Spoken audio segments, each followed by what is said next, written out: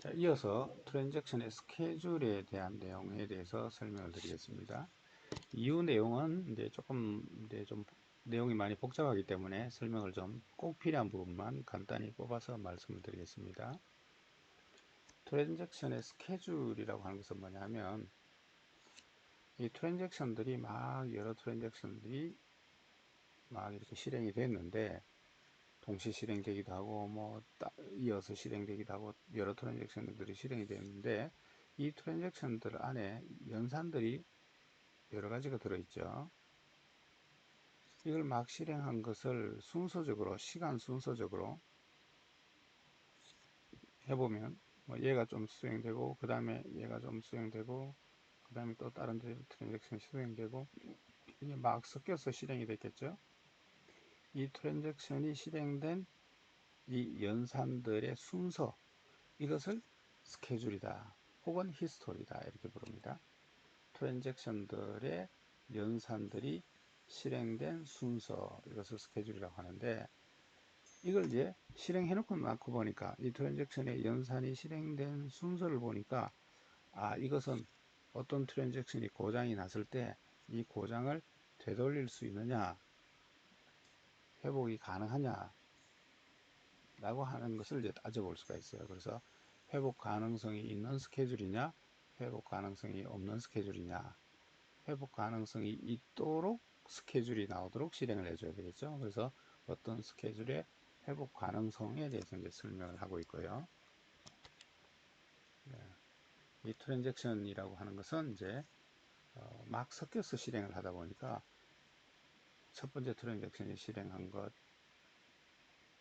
그 사이사이에 두 번째 트랜잭션이 실행한 것, 이런 게 막 섞여서 연산이 이렇게 쭉 실행될 수 있죠.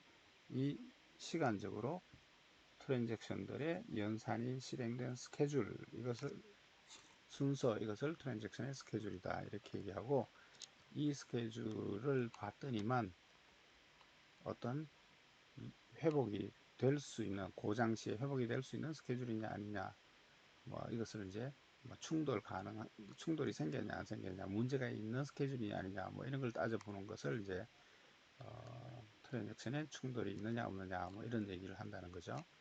자세한 내용은 일단 지나가겠습니다. 자, 그 다음에 이제 그거는 이제 회복 관점에서 이제 스케줄에 바람직한 스케줄이냐 아니냐를 따져본 거고, 동시성식의 관점에서 놓고 보면 이 스케줄이 직렬 가능한 스케줄이냐 아니냐라고 하는 것을 또 따져볼 수 있습니다. 그러니까 직렬 가능하냐 안 하냐라고 하는 것은 트랜잭션이 동시에 실행이 된 스케줄들인데, 이 스케줄이 봤더니만 하나씩 하나씩 따로따로 직렬로 실행한 거하고 똑같으냐 라고 하는 이제 그런 이제 관점에서 따져보는 것이 직렬 가능성이라고 하는 스케줄입니다. 자, 여기 이제 보시면 직렬 가능 스케줄을 설명하기 위해서 직렬 스케줄이다, 직렬 스케줄에 대한 개념을 설명하고 있습니다. 직렬 스케줄이라는 것은 여기 지금 어떤 시간에 따라서 트랜잭션이 실행이 된 내용을 표시를 해봤는데, 이 첫 번째 트랜잭션의 모든 연산이 다 실행되고 이어서 두 번째 트랜잭션이 실행되고, 이렇게 하게 되면 두 트랜잭션을 차례차례 시리얼하게 실행한 거죠.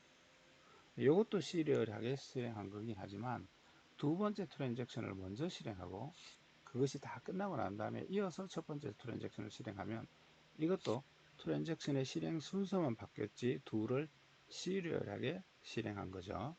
이렇게 시리얼하게 실행한 것을 직렬 스케줄이다 이렇게 얘기하고,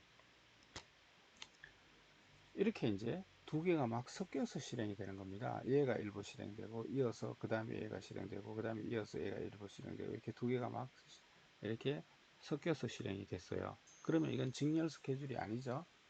비직렬 스케줄이라고 할 수 있는데, 이렇게 막 섞여서 실행을 했지만 그러나 따져보니까 데이터베이스의 실행 내용이 직렬로 실행한 거하고 똑같은 실행 결과가 나온다 라고 하게 되면 섞여서 실행하긴 했지만 직렬 가능한 스케줄이다 이렇게 부릅니다.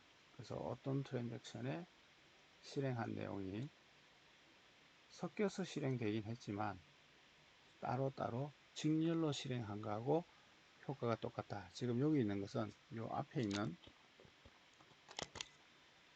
요 경우하고 데이터베이스의 내용이 똑같은 그런 결과가 나오는 스케줄이에요. 그 앞에 있는 직렬 스케줄 중에 하나와 똑같은 결과가 나오는 스케줄이다. 그러면 이것을 직렬 가능 스케줄이다. 이렇게 부르는 거죠. 그럼 직렬 가능 스케줄은 섞여서 실행했지만 문제가 없는 거죠. 문제가 안 생긴 스케줄이죠. 그래서 직렬 가능 스케줄이라고 하는 것은 어떤 스케줄이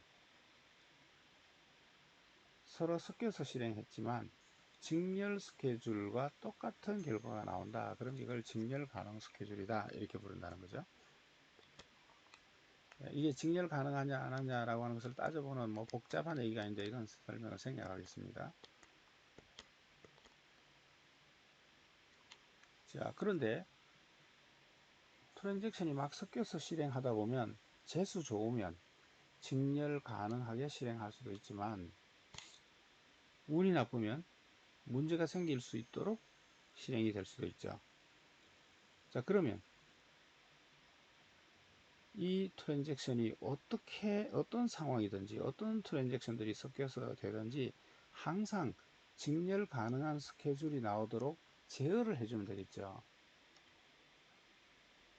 이 제어를 하는 것을 동시성 제어 기법이다 이렇게 얘기합니다. 그래서 동시성 제어 기법이라고 하는 것은 뭐냐, 동시에 트랜잭션이 실행이 되더라도 직렬 가능 스케줄이 나오도록 보장해주는, 항상 직렬 가능 스케줄이 나오도록 제어해주는 방법을 동시성 제어 방법이다 이렇게 얘기하는 거죠.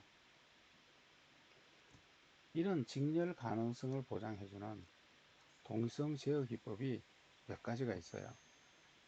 모든 시스템들이 다 사용하는 거의 100%이 기법이 2단계 로킹 기법, 투페이즈 로킹 기법이다. 그래서 2PL 이렇게 표기하는데요. 2단계 로킹 기법이라고 하는 기법이 제일 많이 사용되는 동시성 제어 기법입니다. 그 다음에 또 하나는 뭐냐면 타임스탬프 순서화 방법, 타임스탬프 방법이라고 흔히 부르는 방법이 있어요. 이거 외에도 금정 기법이라 부르기도 하고 낙관적 기법이라고 부르기도 하고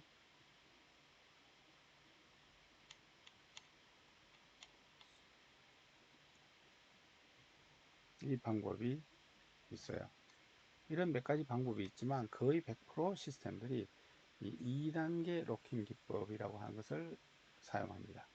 그래서 어쨌거나 이런 방법들을 통해서 동시성 제어를 해줄 수가 있어요. 이 동시성 제어 방법들에 대해서는 다음 장에서 이제 이어서 설명합니다만 어쨌거나 이 동시성 제어 기법이라고 하는 것은 무엇이냐, 이 트랜잭션들이 막 섞여서 실행되더라도 항상 직렬 가능성이 되는 스케줄이 되도록 보장해주는 제어 방법, 이것을 이제 동시성 제어 방법이다 라고 한다는 거죠. 네, 뒤에 있는 내용은 설명을 생략하겠습니다. 자, 마지막으로 이제 이런 이제 트랜잭션의 성질, 이 트랜잭션들을 우리가 사용하기 위해서 SQL에 이 트랜잭션과 관련된 문장이 몇 개가 있어요. 그래서 이 SQL에서 이 트랜잭션과 관련되어서 제공되는 문장들에 대해서 몇 가지만 설명하겠습니다. 앞에서도 말씀드린 것처럼 이 트랜잭션이라고 하는 것은 사용자들이 데이터베이스, DBMS를 통해서 하고 싶은 어떤 사용자들의 작업의 어떤 단위를 얘기하면서 원자성, 이 안에 여러 연산이 있다 하더라도 한 단위로 all or nothing으로 처리될 수 있는 이런 것들을 이제 트랜잭션이라고 하죠. 동시에 이 트랜잭션이 오류 없이 완전히 성공을 하든지 혹은 어떤 오류 상태에서 더 이상 실행할 수 없으면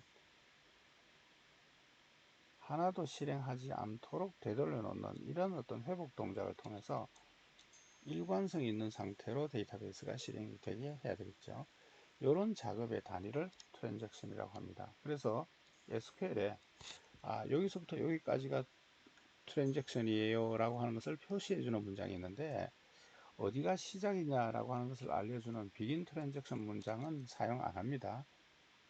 묵시적으로 여기서부터 여기까지가 트랜잭션이구나 하는 것을 알 수 있기 때문에 begin transaction이라고 하는 것은 없고, 여기가 끝입니다 라고 하는 것을 알려주는, 끝을 알려주는 문장만 사용합니다. 여기가 트랜잭션의 끝이다 라고 하는 것을 알려주는 문장은 커밋이라고 하는 문장이에요. 그러면 이 커밋을 만나면 이때까지 했던 내용을 성공적으로 다 끝내고 완료를 하고, 이어서 다음 문제, 새로운 트랜잭션이 시작이 된다라고 하는 것을 알려주는 거고요. 성공적으로 끝나지 못할 상황이 있어요. 문장을 쭉 하다가 트랜잭션이 성공적으로 끝나지 못할 상황이 되면 롤백을 불러주면 됩니다. 그러면 이제 하나도 안 한 것처럼 되돌리고 트랜잭션이 끝나는 거죠. 그래서 이 사용자의 SQL 문장 안에 커밋 또는 요 롤백이 트랜잭션의 끝을 나타내는 거고, 요 이후에 이제 새로운 트랜잭션이 시작이 되고, 다시 또 커밋이나 롤백이 있으면 이제 거기가 트랜잭션의 끝이 됩니다. 그 다음에 또 하나 이제 트랜잭션의 고립성 등급이라고 하는 것이 있었죠. 그래서 이 트랜잭션의 고립성 등급을 지정해 줄 수 있는 그런 문장이 있어요.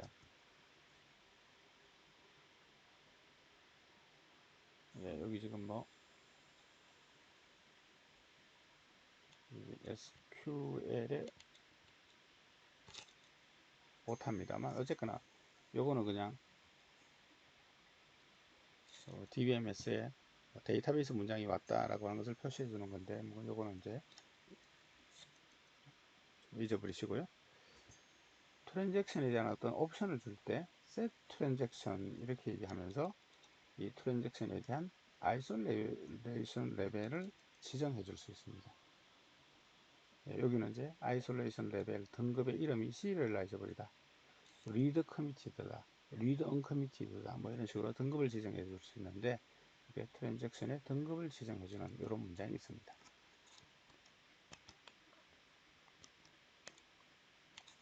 아이솔레이션 레벨에 사용할 수 있는 등급의 이름이 지금 이렇게 나와 있네요.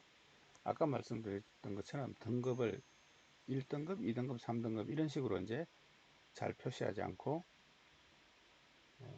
상용 제품 SQL 문장에서는 이렇게 등급을 무슨 의미지 전달이 되도록 하기 위해서 read uncommitted, 커밋하기 전에 읽어간다, 아니다, 커밋하고 난 뒤에 읽어간다, read committed, 그 다음에 repeatable read, 그 다음에 serializable, 이런 식으로 이 등급을 부여할 수 있습니다.